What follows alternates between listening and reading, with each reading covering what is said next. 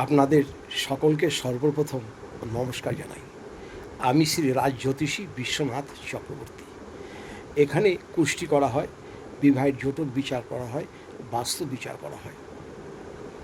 আজ আপনাদের সাথে যে বিষয়টা আলোচনা করব,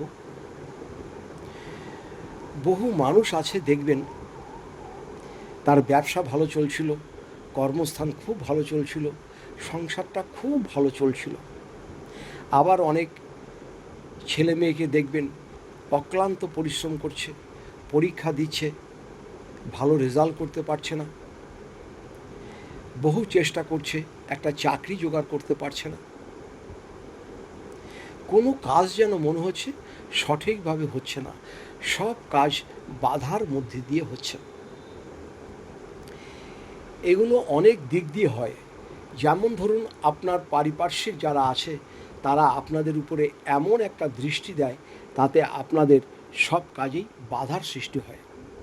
আবার অনেকের ব্যবসা চলছে, ব্যবসার দিকে প্রচুর দৃষ্টি দেয়, ব্যবসা ভালো চলছে, দোকান ভালো করেছে, দোকানে প্রচুর মালপত্র আছে।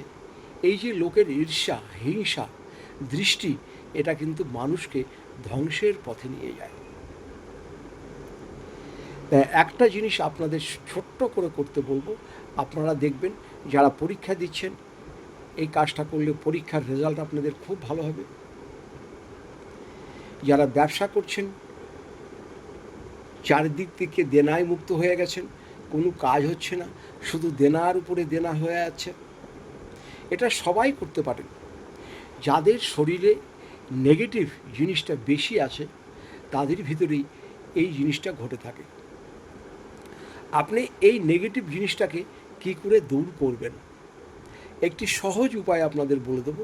কোনো পয়সা করি আপনাদের খরচ করতে হবে না, কোনো পাথর পড়তে হবে না, তো কোনো তাবিজ কবচ পড়তে হবে না, শুধু এই কাজটি করবেন।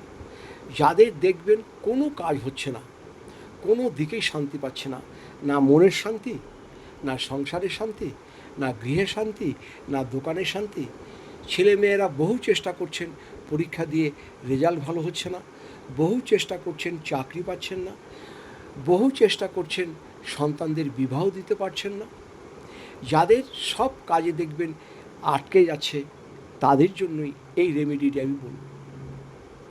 সবসময় মনে রাখতে হবে, প্রতিটি মানুষের ভিতরে যেমন একটি শুভ শক্তি আছে, তার পাশাপাশি কিন্তু অশুভ শক্তিটাও থাকে।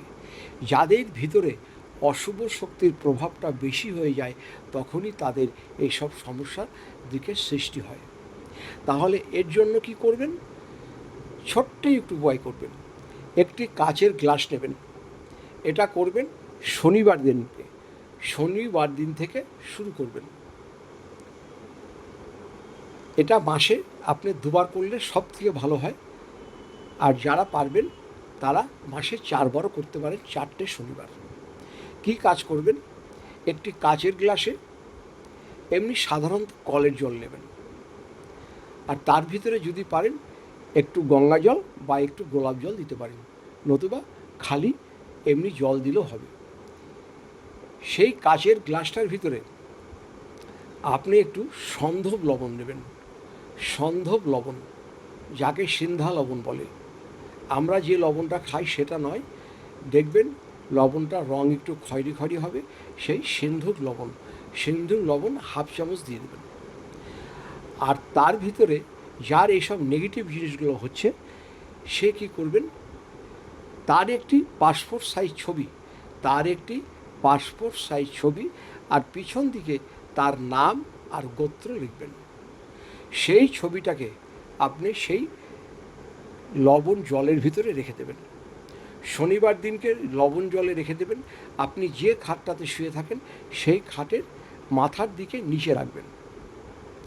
সকালবেলা ঘুম থেকে উঠে, শনিবার দিন রাখবেন, রবিবার দিন সকালবেলা ঘুম থেকে উঠে ফটোটাকে ভালো করে ধুয়ে আপনার বাড়িতে আপনার কাছে রেখে দেবেন। ফটোটাকে ধুয়ে আপনার বাড়িতে আপনার কাছে রেখে দেবেন।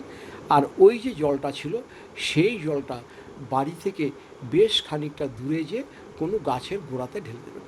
এই ছোট্ট কাজ, এই কাজটি করুন, আপনার ভিতরে যত নেগেটিভ, যত অশুভ শক্তি আছে, সব দূর হয়ে যাবে।